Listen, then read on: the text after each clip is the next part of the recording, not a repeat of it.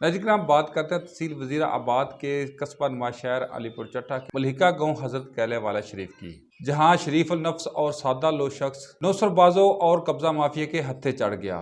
सादा लो आदमी को बिला पसला कर महकमा रेवेन्यू के साथ साजबाज होकर जरी ज़मीन मलकीती से महरूम कर दिया। नौसरबाजों की कारस्तानी अहले इलाका की ज़ुबानी सुनते हैं।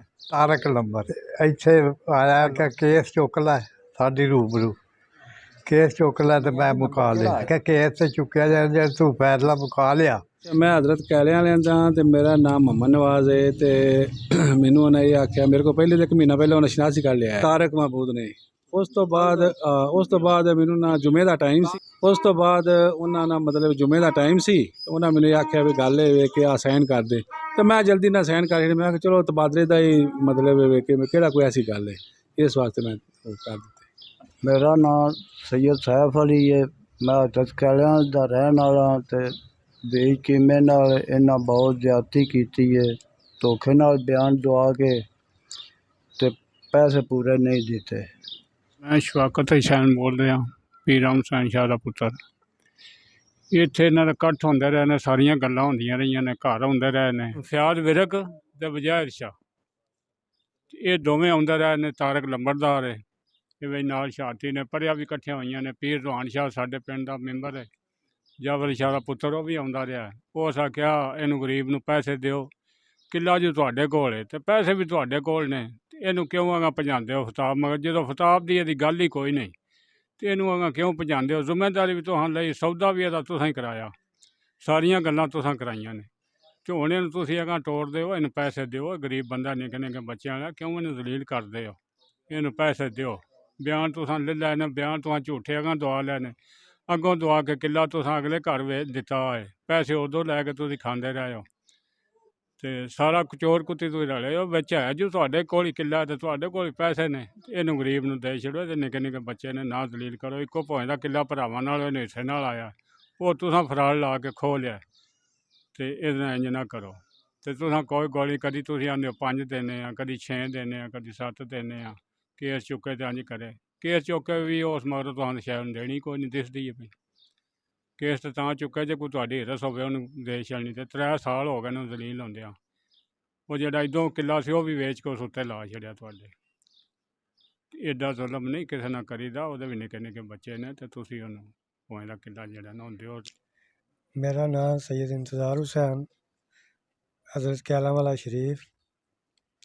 ये वेद अहमद चीमा साहब दे नाल बड़ी वड्डी ज्यादती हुई है। वजैद शाहरी, वल्द बादशाहरी, फयाज विरक चट्ठा कौम विरक कौम, इन्हां रल मिल के वेद नूं पट्टी पाई है कि असीं तैनूं पैसे देने आ, तूं सानूं किला दे।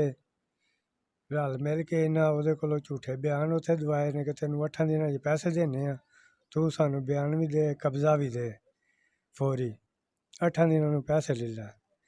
इन्हां कोई शै उन्होंने नहीं दिती, बयान भी ले लिया ने, कब्जा भी ले लिया, पैसे कोई नहीं उन्होंने दिते। वो बेचारा जड़ा जलीलो ख्वार होया, तोड़ के थाणियां थफाणियां तक कपड़िया, लेकिन उसकी सुनवाई नहीं हुई। खीर दी बाकी मीडिया का सहारा लिया कि अल्लाह करे ये नाल हक होवे, बेहनक ना होवे।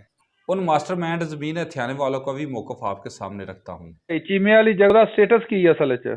नहीं, मैंने तो ਉਹਦਾ ਪਤਾ ਹੀ ਕੋਈ ਨਹੀਂ। अच्छा जी, कोई भी नहीं पता वो किस ਲਈ है, किस ਦਿੱਤੀ है। अच्छा, शाती तुसी हो? नहीं वो गलत करदा है ना। मेरी शहादत किसले ते ना मेरी कोई तस्वीर है किसले। ਉਹ ਆਂਦਾ ਮੇਰੇ ਨਾਲ ਫਰਾਡ ਕੀਤਾ ਨੇ, ਅੱਗੋਂ ਜਗ੍ਹਾ ਦਰ ਜਗ੍ਹਾ ਵਕਵਾਈ ਨੇ, ਮੈਨੂੰ ਹੁਣ ਨਿਆਂ ਤੋਂ ਬਾਅਦ 5 ਲੱਖ ਰੁਪਈਆ ਦਿੰਦੇ ਨੇ। ਇਹਦੀ ਕਿੰਨੀ ਸਦਾਕਤ ਹੈ? कोई 5 ਲੱਖ नहीं, 5 ਰੁਪਏ भी अस नहीं देंगे। देखो सका दे पैसे देने मेरी साहब गल है कि जमीन दी इस आफ्ताब ਨੂੰ। अच्छा, मुतालबा ਇਹਦਾ ਉਹਦਾ ਜੇ ਹੈ ਵੇ ਜਾਇਜ਼ ਹੈ ਨਜਾਇਜ਼ ਹੈ ਉਹਦੇ ਨਾਲ ਹੈ। अच्छा, ਤੁਸੀਂ ਇਨਕਾਰੀ ਹੋ ਇਸ ਚੀਜ਼ ਦੇ ਨਾ? नहीं सानू इन्हां भी नहीं। देखो ये आप ही कीता जो कीता सो गलत कीता सो सही कीता। ਤਾਰਕ ਮਹਿਮੂਦ ਨੰਬਰਦਾਰ ਸਾਹਿਬ ਨੂੰ ਜਿਹੜੀ ਤੁਸੀਂ ਜਨਾਬ ਜੀ ਅੱਗੋਂ ਜਗ੍ਹਾ ਵਕਵਾਈ, ਉਹਦੇ ਤੁਸੀਂ ਛਾਤੀ ਬੋਲਦੇ ਹੋ ਪਏ। कोई किसले भी छाती नहीं बोलते पे, ना तारक अल मैं छाती हाँ ना मेरे अल छाती हाँ। अच्छा, गल ਤਾਂ ਤੁਹਾਨੂੰ ਸਾਰੀ ਦਾ ਪਤਾ ਹੈ? गल सारे पिंड नूं पता है। ਬਾਕੀ ਉਹ ਸਾਡਾ ਇਹਦੇ ਵਿੱਚ ਕੋਈ ਅਮਲ ਦਾ ਹੱਲ ਨਹੀਂ, ਕੋਈ ਉਹਨਾਂ ਨੇ ਆਪ ਹੀ ਕੀਤਾ, ਜੋ ਕੀਤਾ ਗਲਤ ਕੀਤਾ ਉਸ 'ਚ ਸਹੀ ਕੀਤਾ। ਵਿਰਕ ਸਾਹਿਬ, ਭਾਈ ਚੀਮਾ ਸਾਹਿਬ ਦੀ ਜ਼ਮੀਨ ਦਾ ਕੀ ਮਾਮਲਾ ਹੈ, ਕੋਈ ਤੁਹਾਨੂੰ ਪਤਾ ਹੈ? ਸਾਹਿਬ ਕਿੱਥੇ ਨੂੰ ਦਿੱਤਾ ਸੀ ਕਿੱਲਾ, ਤੇ ਅੱਗੋਂ ਆਂਦਾ ਮੈਨੂੰ ਪੈਸੇ ਨਹੀਂ ਲਾਏ, ਉਹ ਫਿਰ ਪਤਾ ਨਹੀਂ ਹੋਇਆ ਉਹ ਦਿੱਤੇ ਨੇ ਇਹਨੂੰ ਨਹੀਂ ਦਿੱਤੇ। ਨਹੀਂ ਤਾਂ ਕੋਈ ਤਾਰਕ ਮਹਿਮੂਦ ਨੰਬਰਦਾਰ ਨੇ ਨਹੀਂ ਲਈ? ਜੀ ਤਾਰਕ ਤੇ ਲੈ ਲਈ ਨਾ ਤਾਂ ਉਹਦੇ ਕੋਲੋਂ। ਉਹ ਜਿਹੜਾ ਬਿਆਨਾ ਆਇਆ ਸੀ ਉਹਦੇ ਵਿੱਚ ਤੁਸੀਂ ਛਾਤੀ ਵੀ ਸੋ। ਨਹੀਂ ਤੁਹਾਡਾ ਮੌਕਫ ਕੀ ਹੈ? ਆਪਣਾ ਮੌਕਫ ਦੱਸ ਦਿਓ ਬਸ। ਮੇਰਾ ਮੌਕਫ ਹੈ ਵੇ ਜੀ ਉਹ ਇਹ ਆਪ ਨੂੰ ਦਿੱਤਾ ਹੈ ਕਿੱਲਾ ਜ਼ਮੀਨ ਦਾ।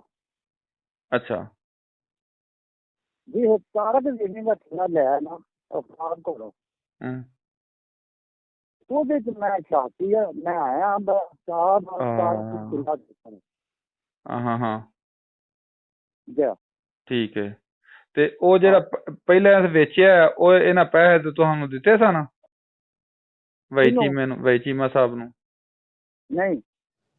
नाज़रीन किराम, सादा लो शख्स की दर्द भरी कहानी उसकी ज़ुबानी सुनते हैं जी। असल वाक़या ये वे कि इन्होंने दोवां ने मैनू मुतमिन किया सन 2019 च मुतमिन करना शुरू किया करके इन्हें बह के मेरे नाल सौदा किया। इन्हें बह के मैनू बयाना दिता बजाय शादी बैठक के 2,30,000 रुपया इन्हें दिता मैनू। उस तो बाद इन्हें कहा वा गल है कि जेड़े बंदे नूं असीं आखना तू उन्हें बयान दे देने ने। मैं इन्हां नाल ये गल कीती कि इस ज़बान नाल धीआं दे लोकी साक देंदे ने, इस ज़बान नाल लैंदे ने। जिस ज़मीन अगले घट टुट जानी है, मेरा इस ज़मीन नाल तलक वास्ता कोई नहीं रह जाना। तो मैनू तुहां इहदा चैक स्टाम्प ना हर शै देनी है। इन्हां ने कोई शै ना चैक दिता ना स्टाम्प दिता है, ठीक है। उस तो बाद इन्हां कहा तू पैसे बयान दे, तैनूं हफ्ते 10 दिनां दा असीं बयान दिंदे हां, लेकिन जेहड़े बंदे नूं असीं आने उस बंदे नूं दे।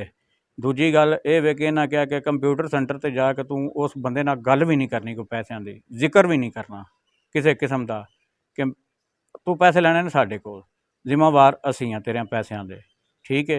उस तो बाद इन्होंने की कीता कि ज्यों टुरे अपने ये टाइम कढ़ते रहे ने कि कोई ना कोई शुभा ना करते, किसी किस्म का मामलात ना करते।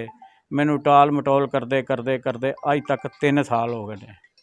मैं अलीपुर थाने गया, उस तो बाद DSP साहब को गया, उस तो बाद उत्थे गुजरां वाले गया वां SP साहब को, उस तो बाद जनाब मैं गया वां